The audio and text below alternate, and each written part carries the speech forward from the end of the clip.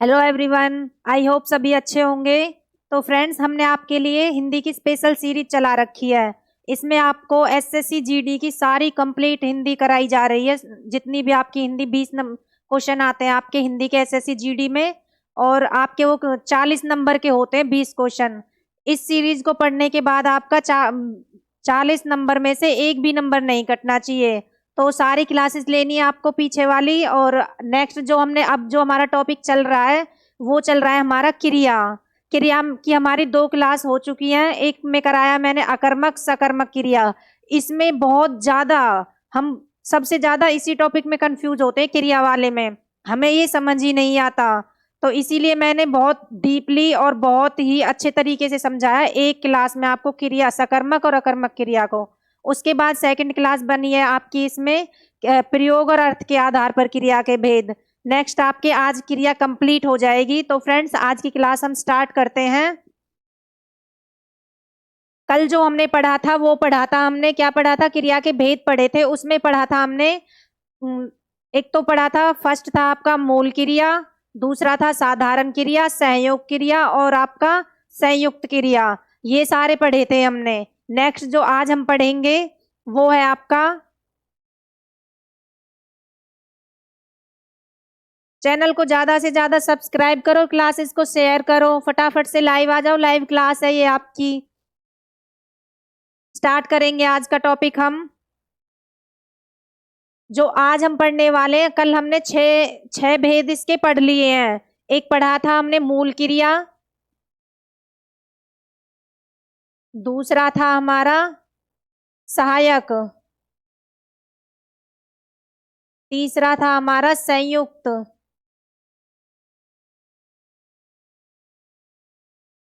क्रिया है ये। इसके बाद जो फोर्थ था हमारा, मूल हो गया, सहायक हो गया, संयुक्त हो गया, और पढ़ा था हमने इसमें सामान्य क्रिया, और एक पढ़ा था हमने पूर्वकालिक क्रिया। ये हमारे कंप्लीट हो चुके हैं। साधारण क्रिया मैंने इसमें क्या बताया था आपको, मूल क्रिया में क्या बताया था आपको, मैंने मूल क्रिया में बताया था शब्द का सबसे छोटा रूप जिसके खंड न हो सके, जिसे हम 2 भागों में ना बांट सके, वो क्या होगा आपका मूल क्रिया। सहायक क्रिया में क्या बताया था, सहायक में बताया था मैंने आपको, सहायक क्रिया होती है उसमें आपकी ताती ते के साथ में है हो हूं लगता है, चुका चुकी होगा होंगी लगेगी, सहायक क्रिया। नेक्स्ट संयुक्त क्रिया में क्या बताया था, संयुक्त क्रिया होती है आपकी, इसमें 2 क्रियाएं होती हैं आपकी, 2 में आपका दोनों क्रिया एक साथ आपकी स्टार्ट होगी और एक साथ ही आपकी इसमें समाप्त होती है।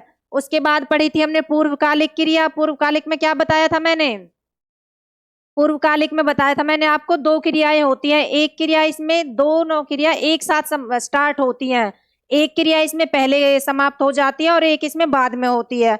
जो हमारी पहले खत्म होने वाली क्रिया है वो आपकी पूर्वकालिक क्रिया। तो इतना हम कल कर चुके हैं। जो आज हम नेक्स्ट स्टार्ट करने वाले हैं वो है हमारा 7वां भेद है आपका प्रेरणार्थक क्रिया।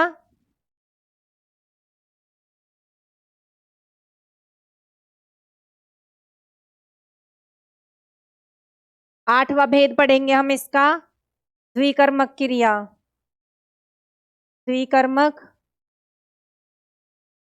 क्रिया।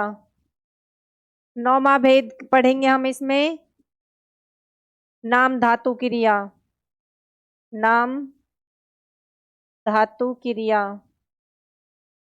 इसके बाद है आपका जो 10वां भेद है वो पढ़ेंगे हम, क्रियार्थक क्रिया।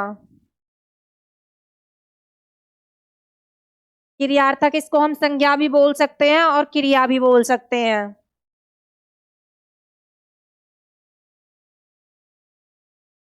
तो आज हम इन 4 भेद को कंप्लीट करेंगे और इन्हें करने के बाद आपका क्रिया टॉपिक क्लियर हो जाएगा।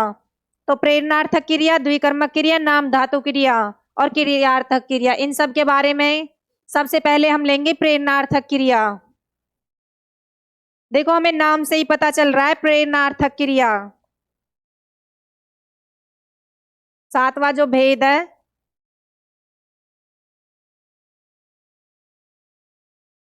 प्रेरणार्थक क्रिया।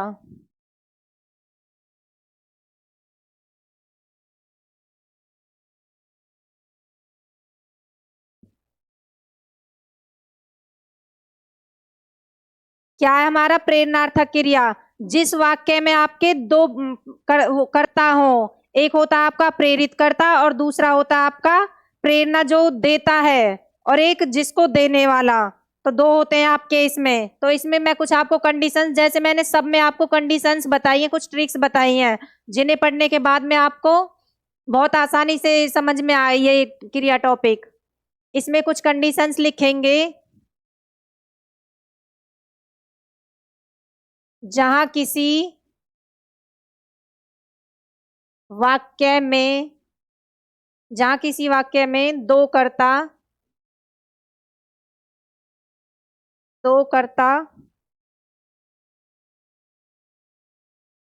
प्रेरक व प्रेरित, जहां किसी वाक्य में दो कर्ता प्रेरक व प्रेरित के रूप में कार्य करें। क्या है इसमें? जहां किसी वाक्य में, क्या बताया मैंने, दो कर्ता हो, एक प्रेरक के रूप में कार्य करे और एक प्रेरित के रूप में कार्य करे, वो क्या कहलाएगी? आपकी प्रेरणार्थक क्रिया कहलाएगी। तो इसको आप, मैं एग्जाम्पल से आप इसको बहुत अच्छे से समझोगे। एग्जाम्पल करो पहले इसके, तब आपको समझ आएगा। डेफिनेशन हमें एग्जाम्पल के बाद ही समझ आती है। आगमन विधि होती है, ये आपकी पहले एग्जाम्पल दे के रखते हैं, बाद में हमें डेफिनेशन बताई जाए। कंडीशन लिखो पहले, एक और कंडीशन लिख लो।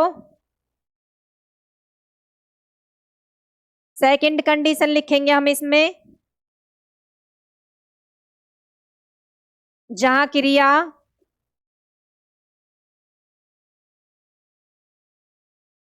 स्वयं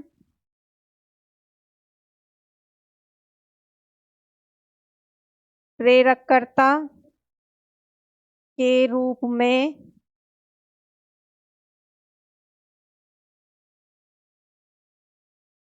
के द्वारा, जहां क्रिया स्वयं प्रेरककर्ता के द्वारा संपन्न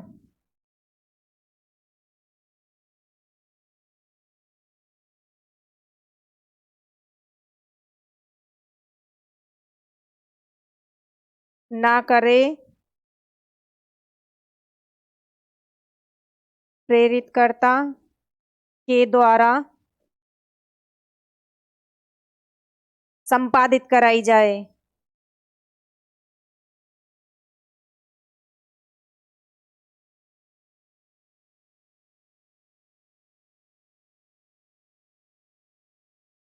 क्या है नेक्स्ट कंडीशन आपकी? जहां क्रिया स्वयं प्रेरककर्ता के द्वारा संपन्न ना करे, बल्कि प्रेरितकर्ता के द्वारा संपादित कराई जाए, वो क्या कहलाती है? आपकी प्रेरणार्थक क्रिया कहलाती है। एक और कंडीशन लिखो इसमें, जो क्रिया प्रेरित कर्ता के द्वारा संपन्न हो, जो क्रिया प्रेरित कर्ता के द्वारा संपन्न हो, वो क्या कहलाती है? आपकी प्रेरणार्थक क्रिया कहलाती है। तीनों कंडीशन से एक बार पढ़ेंगे। जहां किसी वाक्य में दो कर्ता हो, एक होता है आपका प्रेरक और दूसरा होता है प्रेरित कर्ता, लेकिन जो क्रिया होती है वो किसके? प्रेरित के रूप में कार्य करे, जब क्या होगा आपका? वो आपका प्रेरणार्थक का वाक्य बनेगा। सेकंड जो कंडीशन है वो है जहां क्रिया स्वयं प्रेरक कर्ता के द्वारा संपन्न ना हो, बल्कि किसके द्वारा संपन्न हो? प्रेरित कर्ता के द्वारा संपादित कराई जाए, तो क्या बनेगी? आपकी प्रेरणार्थक का वाक्य बनेगा। थर्ड जो कंडीशन है, जो क्रिया प्रेरित कर्ता के द्वारा संपन्न हो। क्या एक ही बात है? सिर्फ ये कि इस फॉर्म में क्वेश्चन पूछा जाता है। तीनों में एक ही चीज लिखी हुई है, प्रेरित कर्ता के द्वारा संपन्न हो। इसमें क्या है? प्रेरित कर्ता के द्वारा संपन्न हो। इसमें क्या लिखा हुआ है? प्रेरित के रूप में संपन्न हो। लेकिन हमें अलग अलग फॉर्म में, ताकि हमारा दिमाग डाइवर्ट होके हर तरफ सोच के तब क्वेश्चन पे टिक लगाए। अब इसके कुछ हम एग्जाम्पल करेंगे, फिर आपको ये अच्छे से समझ आ जाएगा। एग्जाम्पल लिखेंगे हम, जैसे एग्जाम्पल हो गया आपका, कमेंट्स करो सभी बच्चे।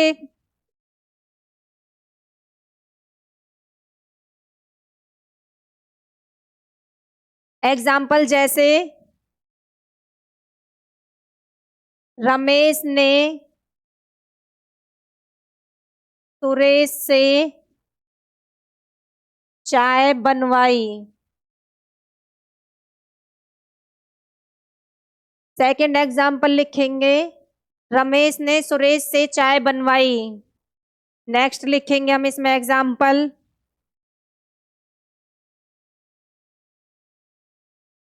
शीला ने मोची से जूते पॉलिश कराए। और एग्जाम्पल लिखेंगे हम इसमें, जैसे हो गया आपका,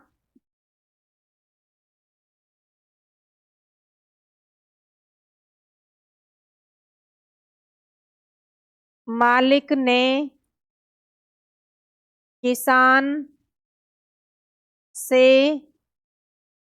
हल मालिक ने किसान से हल चलवाया। नेक्स्ट एग्जाम्पल करेंगे, जैसे हो गया, ईश्वर ने ईश्वर ने बादल से ईश्वर ने बादल से पानी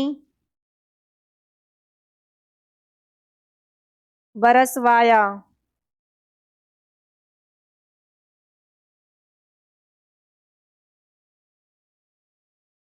ये आपके एग्जाम्पल है। अब देखो, इसमें आप सॉल्व करो, फटाफट से कमेंट्स करो, कौन सा इसमें प्रेरित करता है और कौन सा इसमें प्रेरक करता है। तो देखो, रमेश ने सुरेश से चाय बनवाई। रमेश और सुरेश, ये क्या बने आपके, ये करता करता है दोनों आपके। सुरेश रमेश ने सुरेश से चाय बनवाई। रमेश है कोई, उसने किससे, दूसरे व्यक्ति से बोला है कि रमेश ने सुरेश से कहा है कि भाई चाय बना के ले आओ। तो जो दूसरा वाला सुरेश है वो क्या है, वो आपका प्रेरक हुआ वो आपका। रमेश ने सुरेश से चाय बनवाई। तो इसमें सबसे पहले आपको एक ये चीज देखनी, अगर आपको पूरा ये आपकी जो डेफिनेशन, जो मैंने कंडीशन लिखवाई है वो याद ना रहे, तो आपको एक चीज ये देख लेनी है कि दो कर्ता दे के रखेंगे वो आपको वाक्य में। दूसरा जो कर्ता होगा उसके साथ आपको से कारक चिन्ह का यूज मिलेगा, से कारक चिन्ह लगा हुआ होगा साथ में। रमेश ने सुरेश से चाय बनवाई, सुरेश से चाय बनवाई गई है, ना कि रमेश ने खुद अपने आप चाय बनाई है, दूसरे से बनवाई है चाय। तो इसलिए किसका वाक्य है ये, आपका प्रेरणार्थक क्रिया का वाक्य है। वैसे ही आपका दूसरा देखो, शीला ने मोची से जूते पॉलिश करवाए। देखो इसमें भी से कारक चिन्ह का आया हुआ है, किसके साथ, मोची के साथ। शीला ने दूसरे व्यक्ति से काम करवाया, खुद अपने आप काम नहीं किया। तो इसलिए आप सिर्फ इतनी बात याद रखो कि जिस वाक्य में आपको दो कर्ता हो और एक कर्ता दूसरे से कार्य करवाए, उसमें आपका प्रेरणार्थक क्रिया होगा। सिर्फ इतनी सी बात याद रखनी है आपको। शीला ने मोची से जूते पॉलिश करवाए, मोची से करवाए जूते पॉलिश, इसलिए किसका वाक्य बना है आपका, प्रेरणार्थक क्रिया। मालिक ने किसान से हल चलवाया, मालिक ने खुद अपने आप हल नहीं चलाया है, किसान से हल चलवाया है, इसलिए किसका वाक्य है ये आपका, प्रेरणार्थक क्रिया का वाक्य है। ईश्वर ने बादल से पानी बरसवाया, ईश्वर ने खुद पानी नहीं बरसाया है, लेकिन किससे, बादल से पानी बरसवाया, इसलिए किसका वाक्य ये आपका, प्रेरणार्थक क्रिया का। एक चीज आपको ये देखनी है, सिर्फ जो आपका दूसरा वाला होगा उसके साथ से कारक चिन्ह का यूज मिलेगा आपको, जिससे काम कराया जाएगा उसके साथ में से कारक चिन्ह मिलेगा। समझ आया इतना, लिखो फटाफट से। नेक्स्ट करेंगे फिर, ज्यादा से ज्यादा चैनल को सब्सक्राइब करो, क्लासेस को शेयर करो।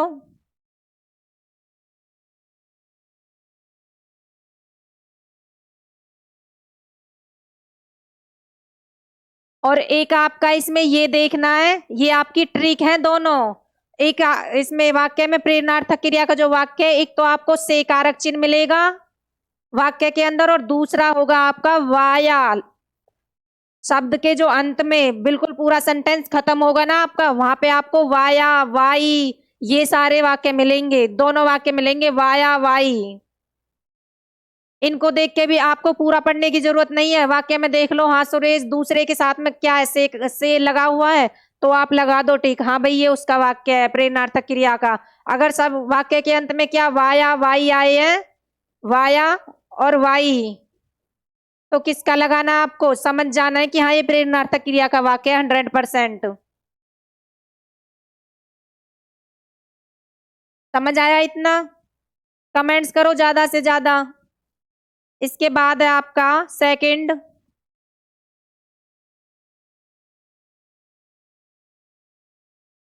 8वां है आपका द्विकर्मक क्रिया।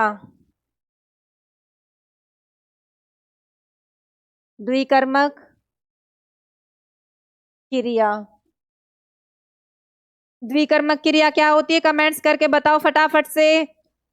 सही गलत जो आपके दिमाग में आए, ये सोच के नहीं कि हमें नहीं आता तो हम कमेंट्स ना करें। जो आपके दिमाग में आ रहा है वो सभी आप कमेंट्स करके शेयर किया करो, ताकि कुछ गलत होगा तो हम आपको उसे सही करा सकें, फिर आगे आपसे गलती नहीं होगी।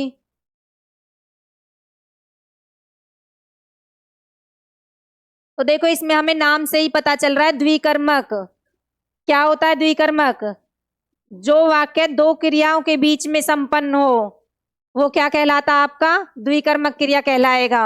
इसमें कुछ कंडीशंस करेंगे हम।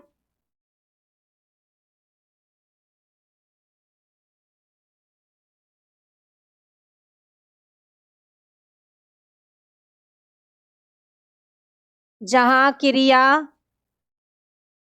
दो कर्ता के बीच में संपन्न हो, किसका वाक्य बनेगा वो आपका द्विकर्मक क्रिया का वाक्य बनेगा। जहां क्रिया दो कर्ता के बीच में संपन्न हो, कोई भी वाक्य दे के रखेंगे आपको और उसमें दो कर्ताओं के बीच में एक कार्य संपन्न होगा, तो वो किसका वाक्य होगा आपका द्विकर्मक क्रिया का। सेकंड कंडीशन लिखेंगे इसमें, जैसे हो गया आपका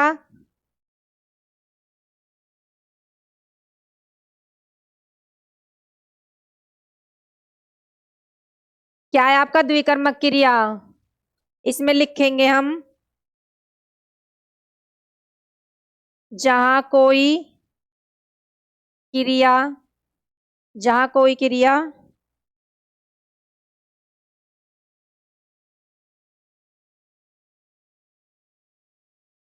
दो कर्ता, जहां कोई क्रिया दो कर्ता के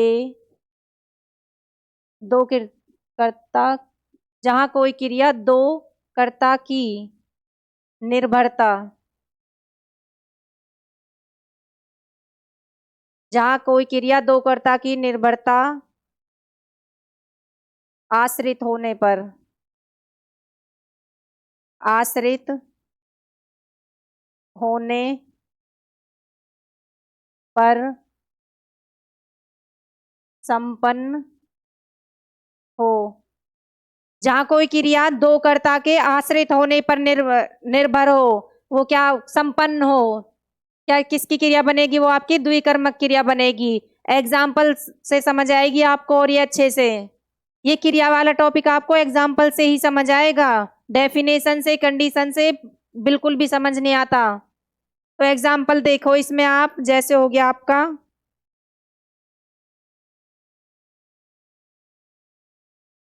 जैसे मैंने लिख दिया,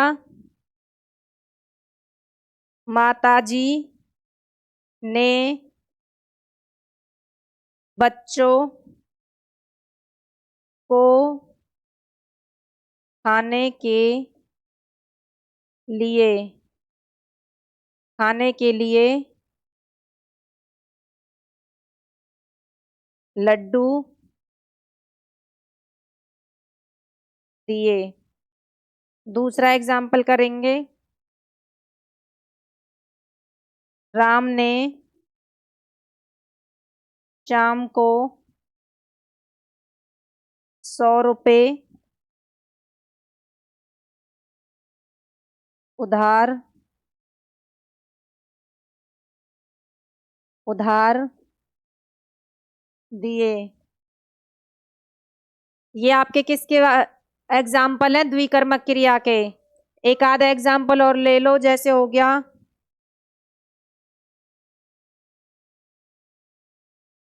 अध्यापक ने बच्चों को पाठ पढ़ाया।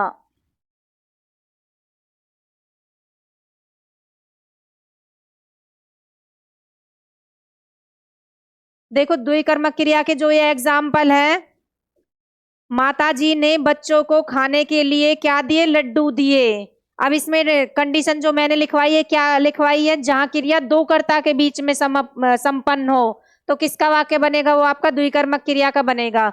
माताजी ने बच्चों को खाने के लिए लड्डू दिए। एक कर्ता हो गया इसमें माताजी, और दूसरा कर्ता क्या है इसमें? आपके बच्चे। लेकिन माताजी ने किसको दिए? बच्चों को खाने के लिए लड्डू दिए।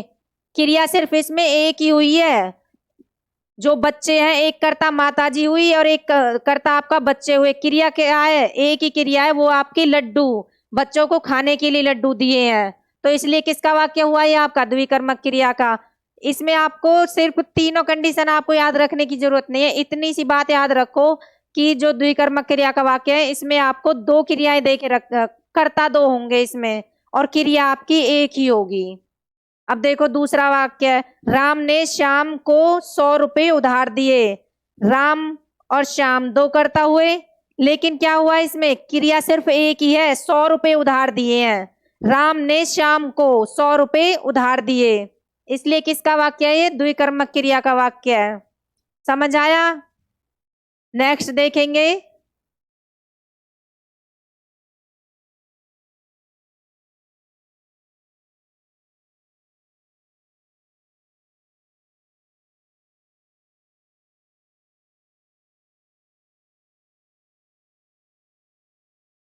नेक्स्ट है अध्यापक ने बच्चों को पाठ पढ़ाया। एक कर्ता आपका अध्यापक हो गया, और दूसरा क्या है? बच्चे। तो अध्यापक ने किसको पाठ पढ़ाया है? बच्चों को पाठ पढ़ाया है, इसलिए क्रिया क्या हुई इसमें? क्रिया सिर्फ इसमें एक हुई है, पाठ पढ़ाना। और इसमें कर्ता कितने हैं? दो कर्ता हैं। समझ आया ये द्विकर्मक क्रिया? इसके बाद करेंगे नौवा भेद आपका 9th, नाम धातु क्रिया। नाम धातु क्रिया। इसमें कुछ कंडीशंस लिखेंगे हम, जैसे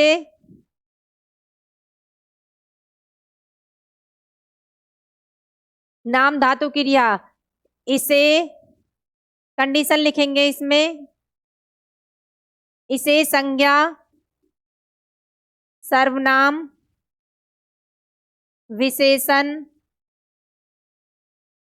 इसे संज्ञा, सर्वनाम, विशेषण आदि के नाम कहा जाता है।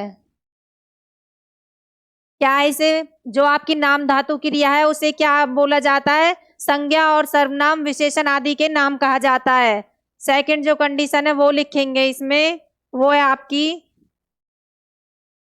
जब क्रिया संज्ञा, सर्वनाम, विशेषण, जब क्रिया संज्ञा, सर्वनाम, विशेषण शब्द का प्रयोग क्रिया के अर्थ में हो, क्रिया के अर्थ में हो। जब आपके जो संज्ञा होती है, संज्ञा टॉपिक में करा चुकी हूँ, पीछे सर्वनाम भी पढ़ा चुकी हूँ। अगर मैं आपको पहले संज्ञा और सर्वनाम विशेषण ये नहीं करवाती तो आपको क्रिया वाला टॉपिक बिल्कुल भी समझ नहीं आता। इसलिए हमें वो पीछे वाला जरूर, सारी क्लासेस जरूर लेनी है, उसके बाद ही क्रिया समझ आएगी आपको। जब क्रिया, संज्ञा, सर्वनाम और विशेषण, जितने भी आपके संज्ञा होती है, सर्वनाम होते हैं, विशेषण होते हैं, ये शब्द होते हैं, इनका क्रिया के अर्थ में प्रयुक्त हो तो क्या बनेगा आपका? नाम धातु क्रिया बनेगी आपकी।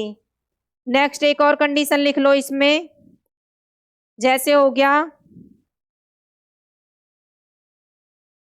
जो क्रिया किसी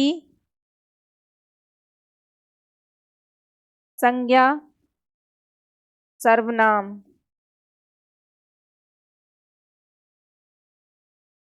विशेषण, शब्दों के द्वारा बने।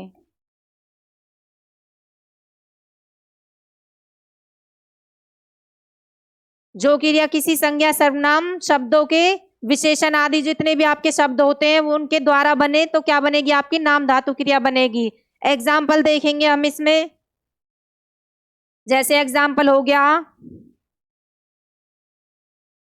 कौन से शब्द होते हैं वो आपके? संज्ञा, सर्वनाम वाले, विशेषण वाले, जैसे लतियाना। ये शब्द हैं आपके जो 100% आपके नाम धातु क्रिया के अंदर आते हैं, इन्हें अच्छे से नोट कर लो। लतियाना, और हो गया आपका बतियाना, और हो जाता है जैसे आपका चिल्लाना, और हो जाता है आपका जैसे चिल्लाना, बतियाना हो गया, लतियाना हो गया, चिल्लाना हो गया, और हो जाता है शर्माना,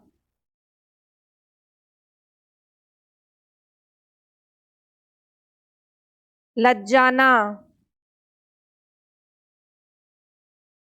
और हो गया आपका जैसे इसमें दहाड़ना,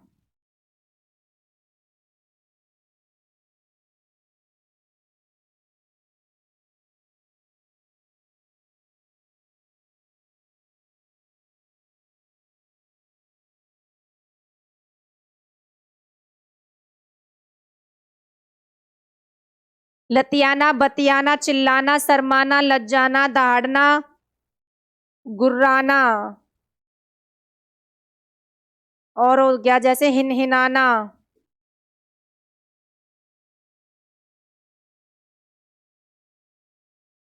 और हो गया चिकनाना,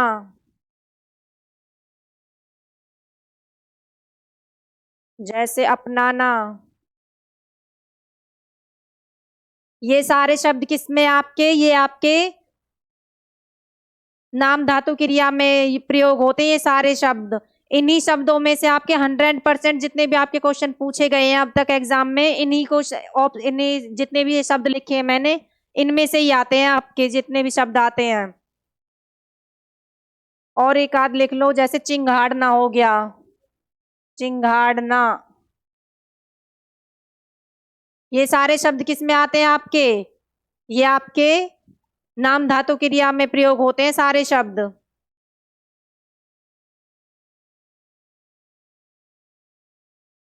नोट करके लिखो इसमें, संज्ञा, सर्वनाम, विशेषण प्लस आना, और क्या आएगा? अवाना।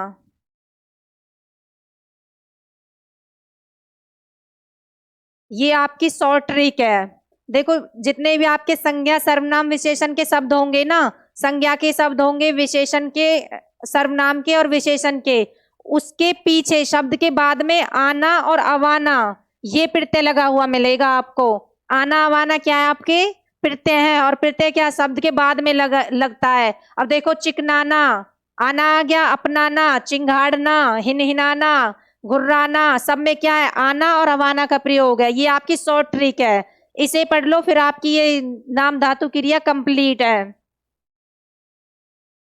इसके बाद हमारी एक और बची हुई है, वो क्या है? 10वां भेद है हमारा क्रियार्थक क्रिया। इसे हम क्रियार्थक क्रिया भी बोल सकते हैं और क्रियार्थक संज्ञा भी बोल सकते हैं। देखो इसमें आपको समझ आ जाएगा। इसमें कंडीशंस लिखेंगे। जो शब्द क्रिया तथा संज्ञा दोनों अर्थों में प्रयुक्त हो। जो शब्द आपके क्रिया और संज्ञा दोनों अर्थों में प्रयुक्त हो, वो सारे शब्द किसके होंगे? आपके क्रियार्थक क्रिया के होंगे। सेकंड कंडीशन लिखेंगे, जहां किसी शब्द का प्रयोग संज्ञा तथा क्रिया, जहां किसी शब्द का प्रयोग, जगह नहीं है, नेक्स्ट पेज लेके यहां पे करेंगे। सेकंड कंडीशन है, जहां किसी शब्द का प्रयोग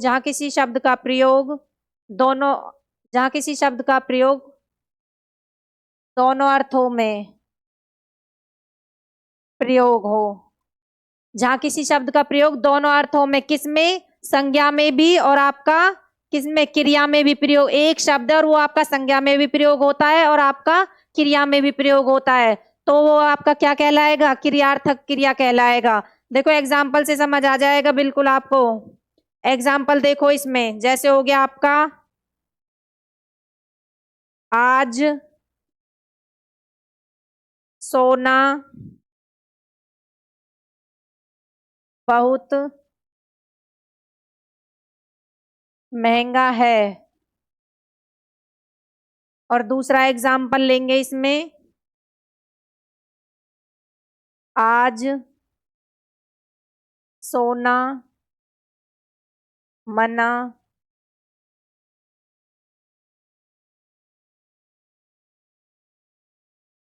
मना है। अब देखो दोनों में डिफरेंस देखो। आज सोना बहुत महंगा है। इस वाक्य में जो सोना है वो किसके लिए प्रयोग हुआ? वो आपका संज्ञा के रूप में प्रयोग हुआ है, क्योंकि सोना क्या है? एक धातु है आपकी, और धातु किस में आती है? संज्ञा में आती है आपकी।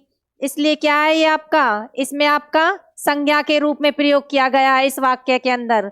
लेकिन आज सोना मना है, एक सोना होता है, हम सोते हैं, नींद लेते हैं, तो इसमें किसके लिए प्रयोग हुआ है? एक क्रिया के रूप में प्रयोग हुआ है आपका। डिफरेंस पता चला दोनों में क्या डिफरेंस है? तो आपका जो क्रिया का टॉपिक है, वो आज आपका क्रिया का टॉपिक कंप्लीट हो चुका है। आई होप सभी को क्रिया बहुत अच्छे से समझ आई होगी। पीछे की सारी क्लासेस लेनी है आपको, एक भी क्लास नहीं छोड़नी है, तभी समझ आएगा क्रिया का टॉपिक। ओके फ्रेंड्स, धन्यवाद सभी का। कल मिलते हैं नेक्स्ट क्लास में नए टॉपिक के साथ। चैनल को ज़्यादा से ज़्यादा शेयर और सब्सक्राइब करो, तभी हम मोटिवेट होंगे आपके लिए क्लासेस बनाने के लिए। धन्यवाद सभी का।